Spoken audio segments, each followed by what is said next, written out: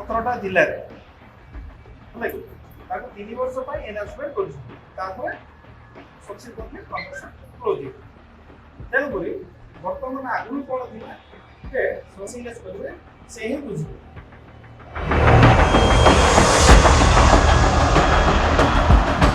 दीर्घ 10 वर्षर ऊर्ध्व समय कार्य करिबा परे राति अधिया कौनसी आगुआ सूचना न दे कार्यरू बाहर करते 48 जन कर्मचारी एवं बेरोजगार स्थिति रे एभली किसी घटना देखा मिली गजपति जिला पारला खेमुंडी रे थिबा अन्वेषा हॉस्टेल रे।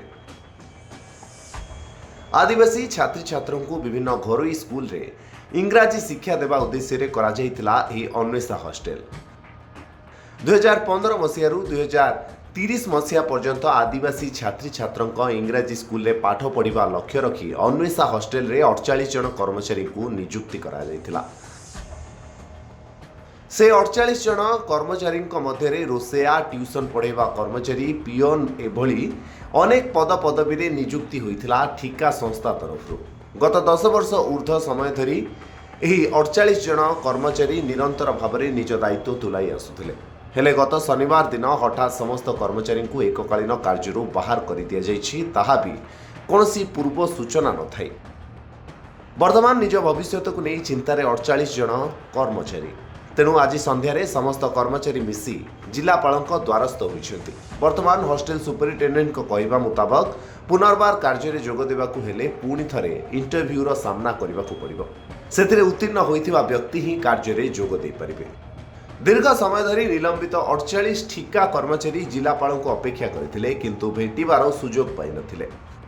परवर्ती समय जिला मंगल अधिकारी आसी निलंबित कर्मचारी को भेटिबा सहित उत्तर रखिछन्ति जे आगामी दिन में सरकार यही योजना आपे आपे बंद करिवे। वर्तमान सरकार जो निर्देश देइछन्ति जे प्रति 50 जन रे जने सीसी रहिबे आ प्रति 50 जन रे जने हमर ट्यूटर रहिबे से प्रकार हम तांको चिठी करछु। तेणुकरी वर्तमान जो 48 जन जो अछन्ति से 48 जन भितर से पुणी न्यूली इंटरव्यू करेंगे एवं ताकर जो कार्य अनुजाई की से क्या रखिए और क्या न रखिए से ही जाने।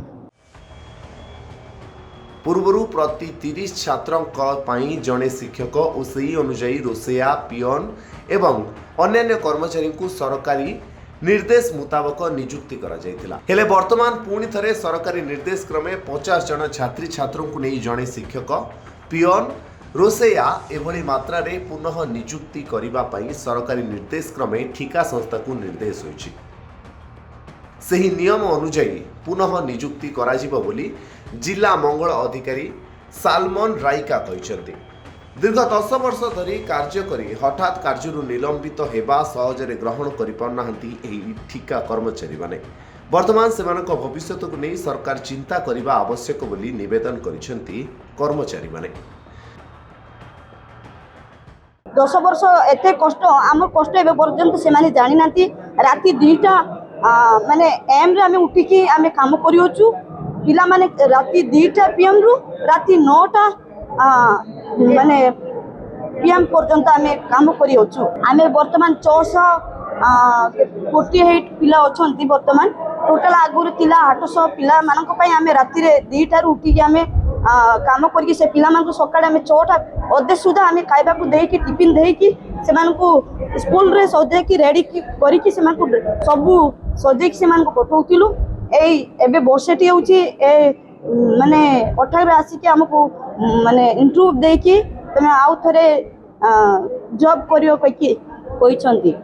अबे हमको इंटरव्यू देवा पई कहथन जे इंटरव्यू जे क्वालिफाई करबे तांको रखा हेबो पुणी जे करबनी करि परिबनी सेटा कळा जो बोली कहथन। सर हमें तो इंटरव्यू क्लिक देब सर हमें जतन काम करे आस्तु हम सेतिरे जीविका थिला पुणी हमको सडन रेंज करे बोला हम बंचे अन्य जिला कथा हमें जानिनु हमें उठा तो जानलु सेति टाइम बोली हमें भी केबे जानलो आज जानलो शनिवार दिन आता बड़ काम को कहले से आज कोन जिलापाल को भेटियो के हां बेटवा चाहू छु तांकर बागर बुआरी करबो हमर दुख बुझबे ना नाही ना। गजपति गिरिधारी परिचय रिपोर्ट दरिद्र लाइव।